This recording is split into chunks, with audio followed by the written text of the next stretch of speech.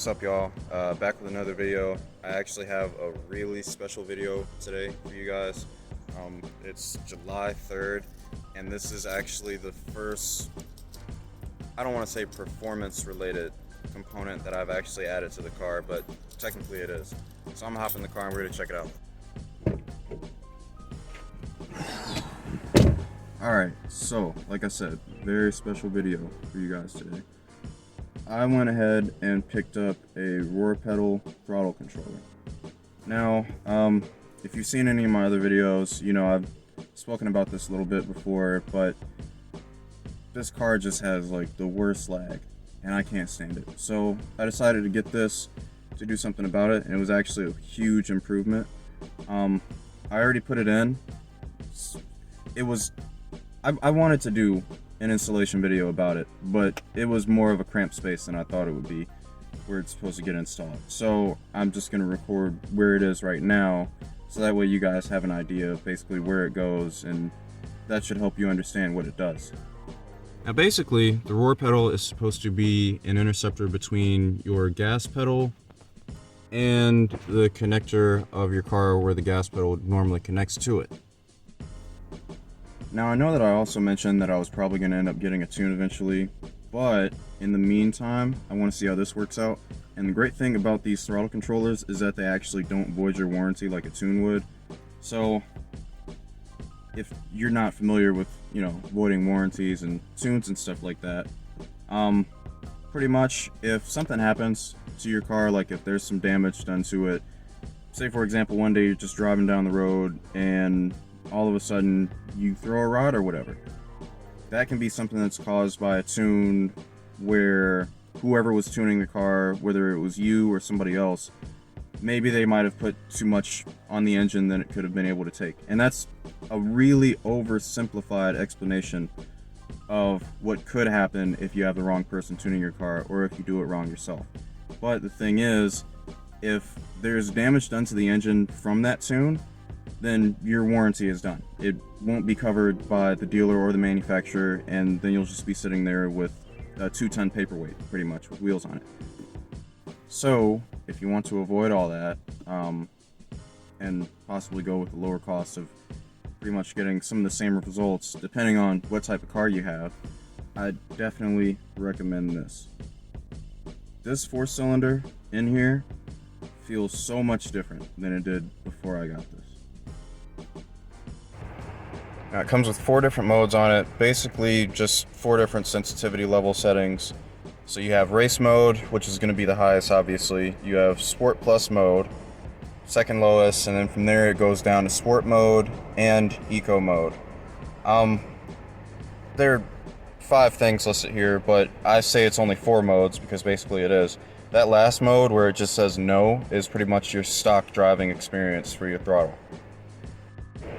Now, that being said, each one of those settings actually has 9 different levels of sensitivity. So, say for example, you have 1 through 9, right?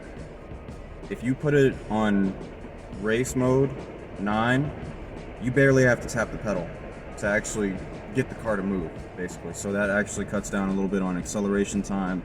And it's supposed to also help with fuel efficiency, because it is supposed to basically go like, well, if you don't have to push the gas pedal down as much, then you're not using as much gas, and you're supposed to be getting air in quicker.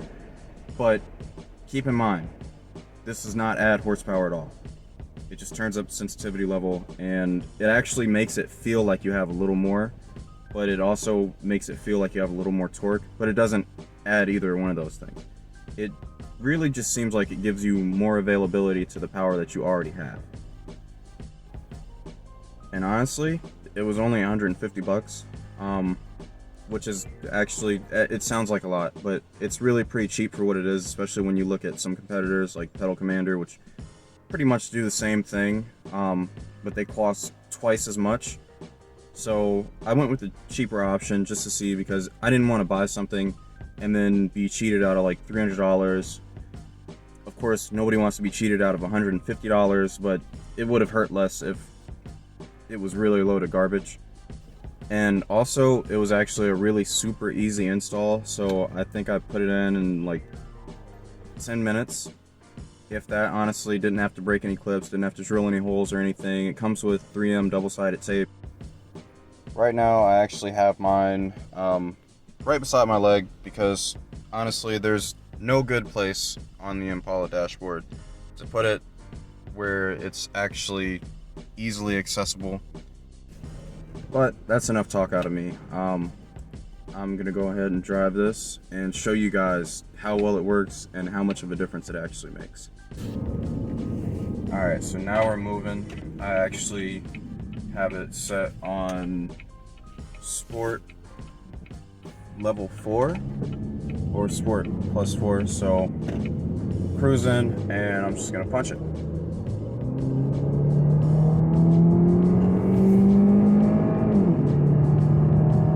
I'm already up to 60.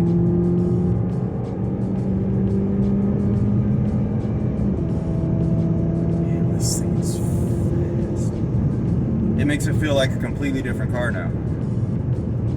Like the last time I actually felt something like this, like no, it's not gonna make your 4-cylinder feel like a V8, but the last time I felt something that just opened up when I went was when I was driving a Charger on a daily basis. So it basically makes it feel like you have 2 more cylinders. So if you have like a V6, I don't know, this is my disclaimer, I don't know, but I would imagine it would probably make it feel like you have a V8 with the way that it just opens up. Sorry about all the bumping around. These Ohio roads are kind of crap. But yeah, it makes it feel completely different. And this isn't even the highest sensitivity level for that specific setting. And it's not the highest sensitivity setting either. So I'm just in Sport right now. Alright, so I took it up to race mode, level 9, so I'm at the highest sensitivity setting. And I know y'all can't tell, but I'm literally just tapping the pedal and it's opening up. And it's like moving me back in my seat a little bit. Keep in mind, once again, that I said it doesn't add any extra power. It just makes it more available, what you have. I wouldn't recommend doing it on race mode all day, every day. That's definitely not like the type of daily driving mode. I personally am probably going to keep it in Sport mode just because that's enough for me, unless I, see somebody on the highway or something, or I'm getting ready to go to a car meet and I just want to have fun.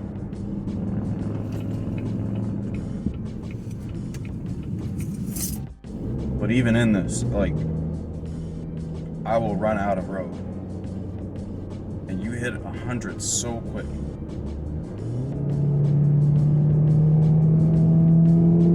The crazy thing is you don't even realize it. And I don't know if you guys can tell, but the engine actually sounds like it's louder. Probably just because it's working harder and it's letting air in a little faster, because your throttle body, basically what it does with these things, instead of doing this, the throttle body opens up more like this. So it just opens up faster. So it probably is going to make it sound like it's working a little harder. It probably is working a little harder. So like I said, I wouldn't recommend gunning it all the time. But that's where the fuel efficiency part is supposed to come in, where you don't have to press the pedal down as much to actually start moving. But I am going to gun it from this stop sign and see where it takes me.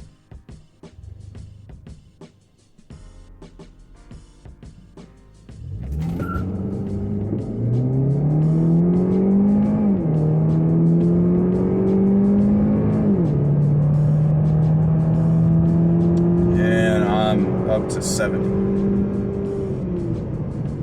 So it seems like it also shaved off a little bit of 0 to 60 time, because normally the time that it would have taken me to get up to 60, I was up at like 67. I looked back up, looked down, like a second later I'm at 70, because this car likes to jump numbers by like 3 digits, so that's just a personal thing. But I would imagine the more power you have in your car, the faster you're gonna go and the more you're gonna feel the torque and power instantly kick in. And for, I mean, $150, you really can't beat those types of results because you're not voiding your warranty. I think these actually come with a 2-year warranty, so there's another pro. And it's super easy to install. So you got 3 things that are really helping you out and nothing to lose. Unless you get like a faulty unit or something, but if you look up roar pedal on the internet, it's really hard to find anybody having an issue with it like people have with Pedal Commander or maybe some other higher price throttle controller. And once again, sorry about the bumping around, but so far this thing has been great.